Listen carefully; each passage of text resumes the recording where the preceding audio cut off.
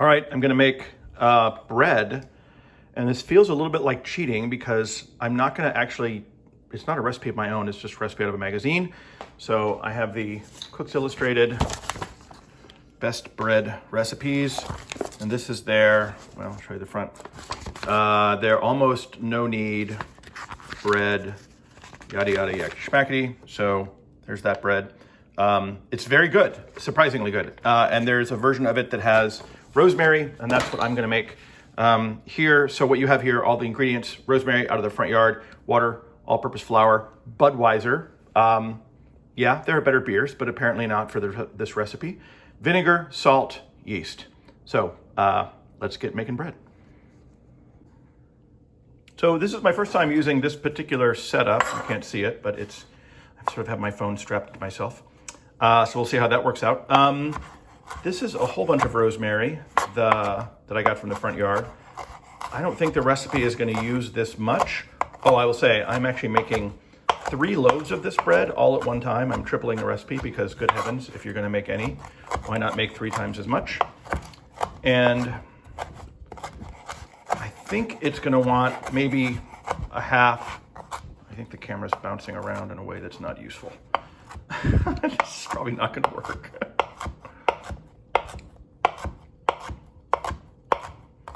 Yeah, that's probably not going to do it. I'll have to take a look at this video and see how it works out. Got a stem in there. Yeah, I don't think this is going to do it. Looks good though, doesn't it? All right, let's get a little cooking show bowl. All right, here we go. So I'm probably out of my mind trying to do 3 loaves at one time, but I'm going to try it. This is 9 cups of all-purpose flour. You can see my recipe going on there. 9 cups of all-purpose flour.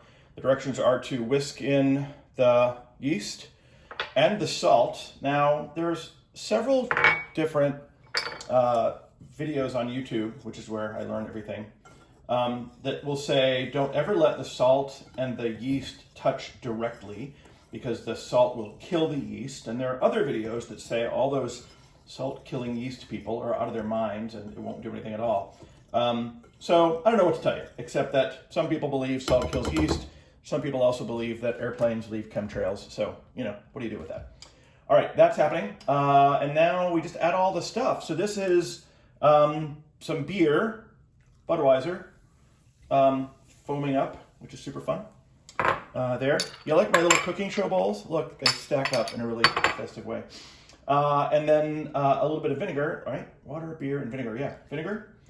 And then water.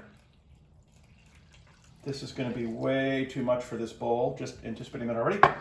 And actually going to put in, I think this goes in now. And step 1. Yeah. So rosemary, just going to dump it all in there. There you go. And then this just gets sort of whooshed around like this until it looks vaguely like dough.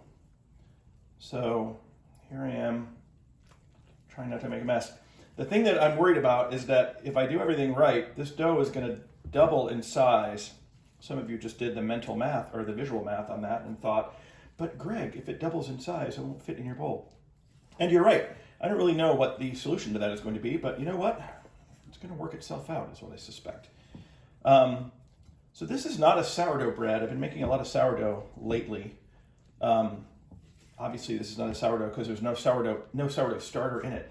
But with the beer and the vinegar, it's sort of faking that kind of sourdough flavor. I don't know if faking is even the right word because, I don't know, flavor's flavor, right? And I've made this now a couple of times, and I gotta tell you, this is an epic loaf of bread.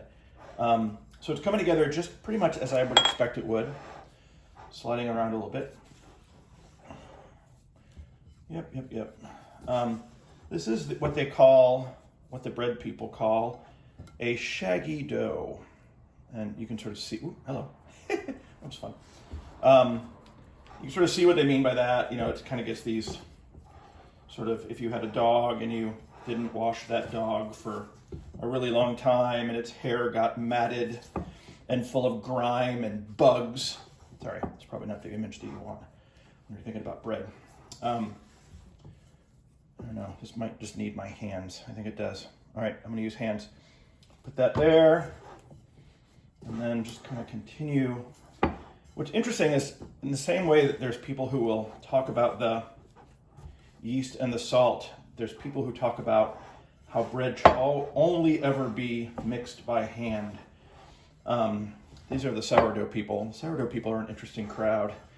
They want you to mix by hand. They want you to feel the temperature. Some of them want you to not use those pesky weights and measures because they want you to just feel the dough. So, yeah, I'm not sure how I feel about that. All right, I've got a little bit more flour on the bottom here that I'm trying to get soaked up. But this is coming together pretty much as I would expect. So this is not really a kneading part of the experience. Really just trying to get all of the dry spots to be not dry anymore. And if you can see, what started out as a very sort of dry looking dough that maybe wasn't going to do well, really is kind of sticky already, which is a good sign. It means it's picking up all that flour that we want it to pick up. So again, this is going to be, when I'm done, 3 loaves of super awesome, epic bread with rosemary in it. And I, like I said, made this a couple times and it's super awesome. Okay, kind of getting to where I want to be. I want to get some of the stuff off the sides here, just because I like to be tidy if I can. In this whole bread making adventure that I've been having for the past several months, I've gotten used to having sticky dough hands because that's part of the package, I think. All right, kind of getting some of this off the sides, putting the sides up. Oh yeah, it's coming together quite nicely. All right, that is as much as I'm going to do, and this now sits for it says 8 to 18 hours. I let the last one go 24 hours. I will not let this one go that long, but it's going to sit for quite a long time and just kind of ferment and become a better version of itself. So I'll come back to you when I'm ready to pick it back up again. In the meantime, I'm going to wash my hands. All right, so it's been about 19 hours, and you can see the bread has, the dough rather, has absolutely gotten bigger, doubled in size easily, and it's delightfully jiggly. I don't know if you saw that. There was a little eruption of a gas bubble just then, but you can see these little bubbles here as they're coming up. You can also, if you look down underneath, you can see all the bubbles going on there. So that's the whole fermenting yeast and fermenting dough thing that we really want to see. So what we do now is we are going to form this into 3 different loaves and give it another chance to rest. So I'm going to get that out of the way and flour the counter a little bit. I do have another workspace that I also use, but I think the counter is going to work just fine for this. So just some flour to keep it from sticking at least too badly. So we do that. And now kind of coax this out of its bowl. You can see all that great gas that we have introduced. That's where bubbles in bread come from. In case you were wondering where bubbles in bread come from, it's from having really good gas in your loaf. Okay. All right, we get all of that out of there. We have a massive pile. Now my arm is right in the way, and in the way again. I'm gonna keep it there. So a little bit of flour on my hands, and then we're gonna just kind of give this a little bit of a knead, just to kind of wake it up, keep it remembering who's in charge. So the recipe, and this is a really easy recipe, by the way. This is out of Cooks Illustrated, which is a favorite magazine of mine for cooking. They rarely do me wrong in their recipes, and so I have good experience. Look at that, another bubble coming up. We love seeing bubbles in dough. So, all right, just continuing to give this just a little bit of kneading. That's why they no this an almost no-knead dough, because it's close but not quite. All right, so we're gonna make this into 3 loaves. I would say, I'm a little tempted to get the scale, but I think I'm just gonna wing it. That looks like about 1/3 there. And then maybe Another third here. See if these look like they're more or less the same size. Ooh, they're not at all. All right, let's take a hunk off of here and add that there. This is the big one, I think. All right, I think that'll be good for all three. So, all right, so these are gonna be my 3 loaves. I think they're looking pretty good. Get just a little more flour down. And let's give each of these kind of a turnaround. And so one of the interesting things that I've learned slowly is you want the top of your loaf, of your dough, I should say, to have a bit of tension to it. So there's this whole rolling process here that starts to build tension on the outside of the loaf up here. That ends up really helping the dough get lift that it needs. So we're just doing a little tiny bit of shaping right now. We will move these doughs onto some parchment, and that is going to give them a chance to grow a little further. So I'll do this one, same thing, just kind of building that. Get some more flour in my hands. There we go. Getting that skin on the outside, which is super cool. You can see the little flecks of rosemary, and I'll tell you that it smells really amazing right now, so that's super great. So now we get this one up, and these will get shaped again before they go in to the oven. So this is just a preliminary shape so they can get some doubling in size going on. So here's my third one. Looking a little smaller than the other ones, but still working out okay. Okay, and then my third bit of parchment. Put that there, and that there. Okay, these are now going to sit here for a couple more hours and potentially get up to double in size. So I'll take the plastic wrap from before that was covering the dough and use it to sort of cover these over very loosely. And they say room temperature, let it sit at room temperature is what they tell you. What I think is interesting about that is they never tell you what the temperature of a room should be.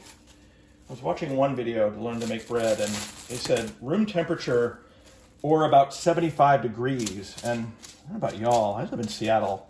If my room is 75 degrees, there's a much larger problem. All right, I'm gonna cover this third one and let these double in size, and we'll be back after that.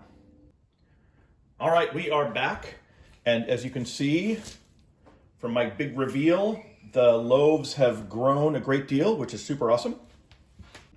I am now going to hope that the plastic comes off easily, and I'll dust them with a little bit of, ooh, look at that, so smooth. Plastic, well, mostly smooth.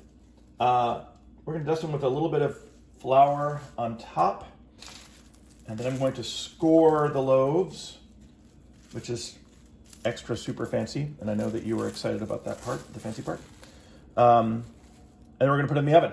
I have the ability to put 2 loaves in the oven at a time, so it's gonna be a bit of an experiment. I'm gonna save the big one till the end maybe, but I'm gonna prep these one at a time. So just a little bit of dough, or flour rather, on the top, kind of give that guy a bit of a rub down.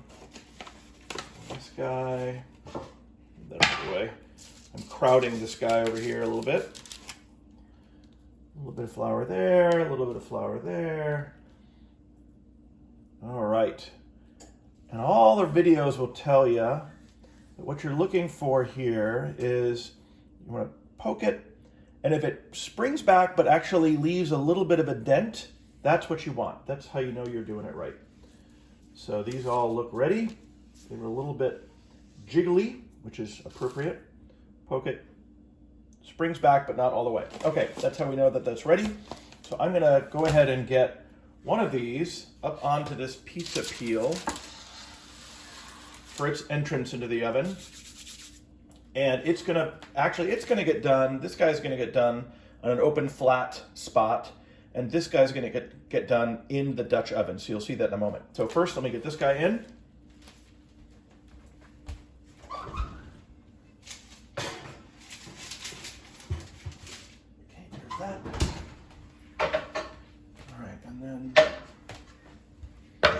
Gonna bring the Dutch oven out and let you see that because it's smoking hot. So the Dutch oven's been in the oven all this time. Ouch, it's hot. So we'll do that up here, that over here, because that's super hot. Oh, we didn't score that last one. Okay, so I failed on the last one. Maybe I'll try and get it in there. Score this one. Basically, we just take a razor blade, cut right across the middle of it. That allows it to rise the way you want it to. Flop that guy right in there. Put the cover back on. And I got too many things going on at one time here. I'm going to try to score that other loaf while it's in the oven. We'll see if that works. So we get that going in there. This coming out here. Get my razor blade. Score right across there. That's going to be what it's going to be. Let me dump our ice in.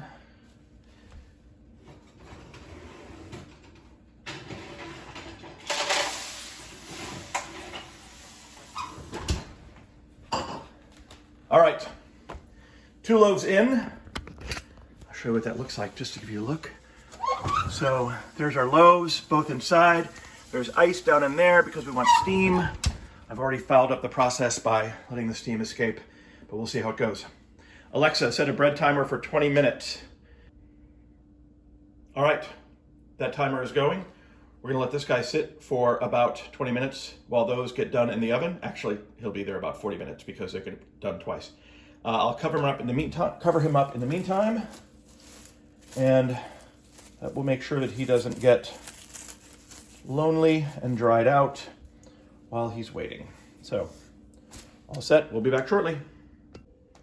All right, we are 20 minutes in. I'm gonna take the lid off the Dutch oven and see how the other one is faring. So nice little spring on the one that's there. So it's got some good action going on. Pull this out. This is super hot. This is where I always burn myself. Burst of steam coming out. That one's looking good as well. Both these loaves look fantastic. They get about 20 more minutes to get some color and become a real boy. A loaf of bread. Alexa, set a bread timer for 20 minutes. Bread timer, 20 minutes. Starting now. Continuing to get help from my baking assistant, Alexa. All right, friends, it is time for us to take a look at the finished product. I have 2 loaves coming out of the oven. Here is loaf number 1. Weirdly shaped, but it looks awesome. So I'm going to check its temperature. We're looking for 210 degrees stab. Let's see what we've got. I don't know if you can see that or not. It's very, very tiny. But we're over 180. We've passed 190, climbing toward 200. We are past 200. That makes it real. All right, that loaf is done. I'm going to assume that means the other loaf is also done. So I'm going to get that one out too. And then we will get all of this ready for our 3rd loaf to go in. This Dutch oven baking thing is sort of dope. How are you? Pretty hot. All right.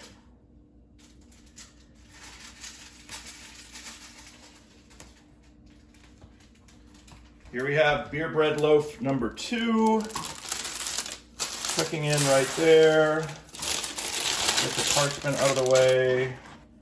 And there it is, 2 loaves of beer bread. All right, we are in business. Dutch oven is ripping hot at 425 degrees. I said that wrong earlier, by the way. I said it was 475. We're gonna get a little bit more of this flour on top of our loaf. We're gonna give it a score with our blade, slice it right across the top to give it some time to grow. I'm actually going to go a little deeper on that slice because I want to. And just pick it up by its arms and drop it in. gonna puff the paper back so it doesn't get too crowded. Lid goes on and into the oven at 425. All right, let's see if I can do this without burning myself. This is the third loaf of 3. It is ready for the lid to come off. So see how well it's done, at least so far. Ooh, poof of steam. Looks very good. Oops, sort of loud. And now it goes back in for 30 more minutes. Alexa, set a 30-minute bread timer. We are bringing out the last loaf. So let's see what that looks like. Ooh, turn the oven off. Is that super hot? Ooh, it's a beauty. All right.